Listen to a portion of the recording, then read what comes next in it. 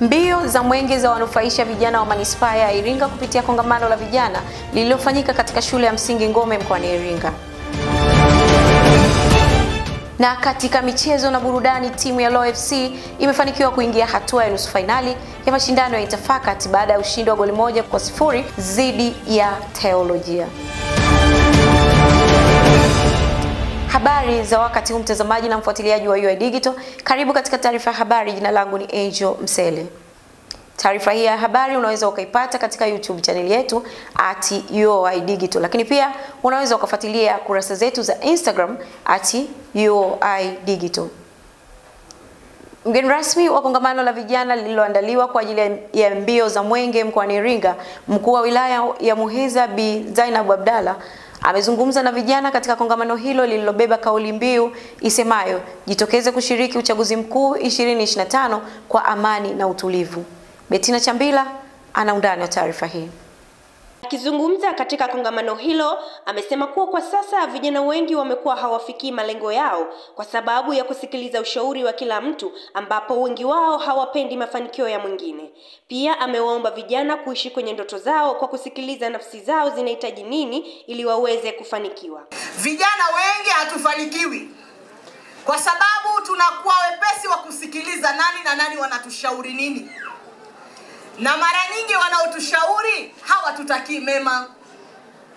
Wanaweza akakwambia wewe uwezi, utoboi, na wewe ukaamini kweli utoboi, lakini imani ile faith, ile kitu inayosema na wewe kwenye moyo wako inakwambia wewe unaweza, wewe utakuwa fulani, hebu fanya hiki kitu fulani utafanikiwa. Utaki kuisikiliza hiyo nafsi.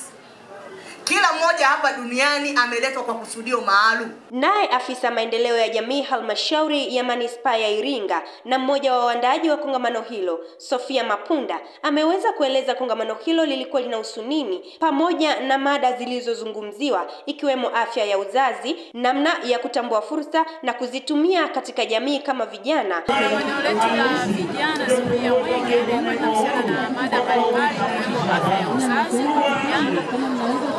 Wamepatia elimu vijana kuhusiana na namna jinsi ya kujilinda na kuepuka afya, kwa sababu ukiwa na afya nzuri unaweza kulinda afya na kuendelea vizuri.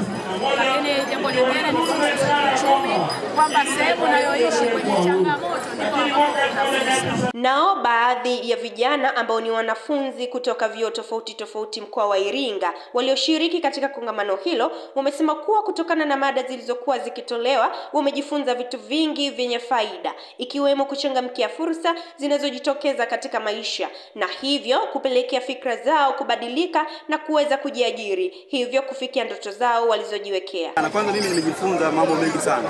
Jambo la kwanza nimejifunza kama kijana kuishi na watu vizuri, lakini pia kama kijana kuchangamkia fursa ambazo zinakuja mbele yangu na sio kusubiri kwamba fursa inikute, bali mimi nihangaike kufanya kutafuta ajira mwenyewe. Vingi ila pia kwa rasmi nimejifunza hasa kufanya mambo hasa katika nyanja za uongozi, uchumi, katika masuala mbalimbali ya nimejifunza vingi. Hapa katika viwanja vya shule ya msingi Ngome ambapo kongamano la vijana limefanyika hapa, na ni katika mwendelezo wa kupokea mbio za mwenge wa uhuru, na viongozi mbalimbali wameweza kuzungumza kwenye kongamano hili, na kongamano hili limezuliwa na vijana kutoka vyuo tofauti ndani ya mkoa wa Iringa. Nikiripoti kutoka katika viwanja hivi vya shule ya msingi Ngome, jina langu mimi ni Betina Chambila. Mtazamaji, hii ni taarifa ya habari kutoka hapa UoI Digital. Tupate mapumziko mafupi, tukirejea ni habari za michezo na burudani zitakazoletwa kwako na Julius Masangula.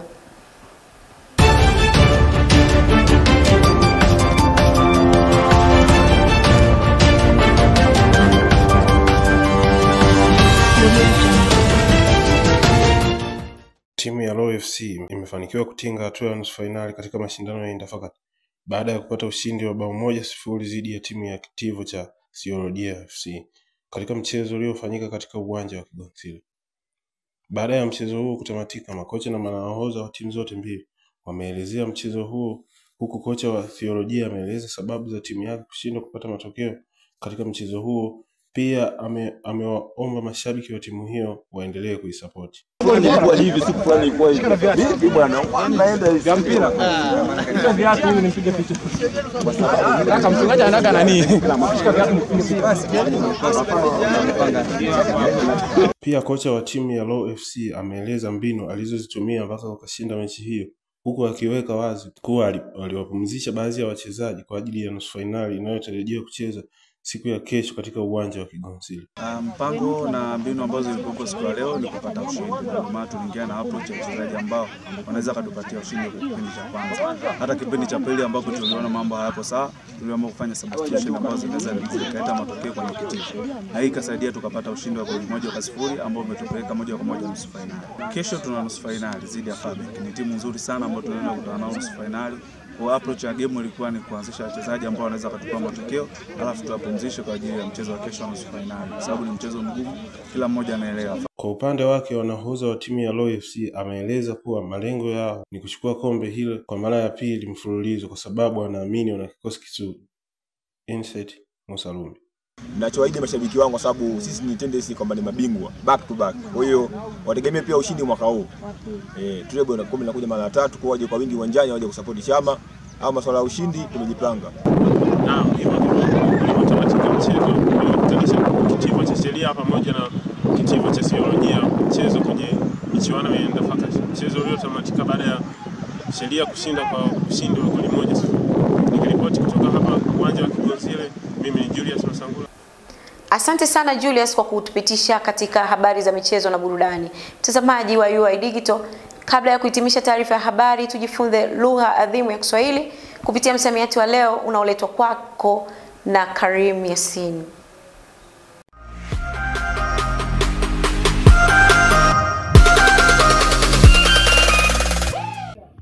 Naam, hali gani mtazamaji wa UoI Digital? Karibu kwenye kipengele adhimu kabisa, kipengele maridhawa cha msamiati wa Kiswahili. Hiki ni kipengele ambacho tunakuwa na misamiati mbalimbali sanifu kutoka Baraza la Kiswahili Tanzania. Sasa leo tuna msamiati kabwela. Je, unafahamu nini kuhusu msamiati huu? Twende kutazama wanafunzi chuo kikuu cha Iringa, wao wanafahamu nini juu ya msamiati huu. Kuna neno kama tuseme labda neno kabwela. Ukisikia neno kabwela wewe unaelewa nini msamiati au neno kabwela? Hii jamaa kabwela, wewe unaelewa nini? Neno kama kabwela.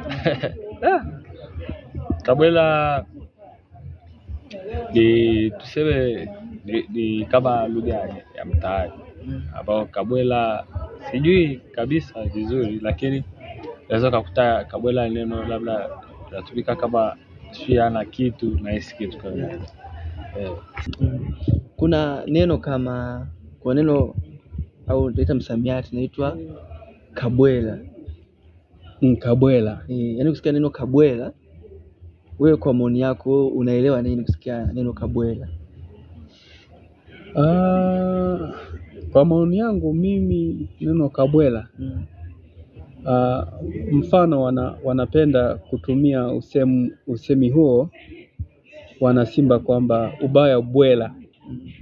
Hasa ninaanza kujifikirisha kwamba ubaya ubwela ina maana ni kitu ambacho kitakuwa ni kibaya zaidi ama kitakuwaje? Yaani naanza kufikiri kwamba ubaya ubwela. Yaani kama yaani kama ni ubaya.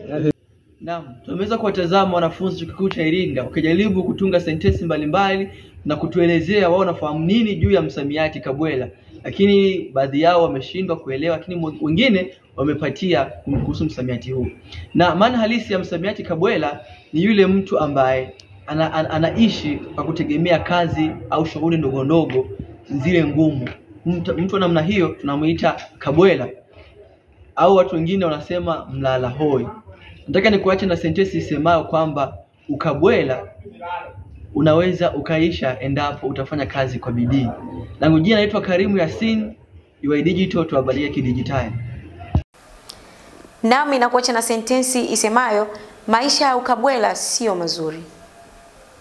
Naam, na hii ndio maana halisi ya msamiati kabwela. Kwa niaba ya wote waliofanikisha matangazo haya, ni kushukuru kwa kuandamana nasi toka mwanzo hadi mwisho. Tukutane Jumatatu panapo majaliwa. Ulikuwa nami Angel Msele, asante na kwa heri.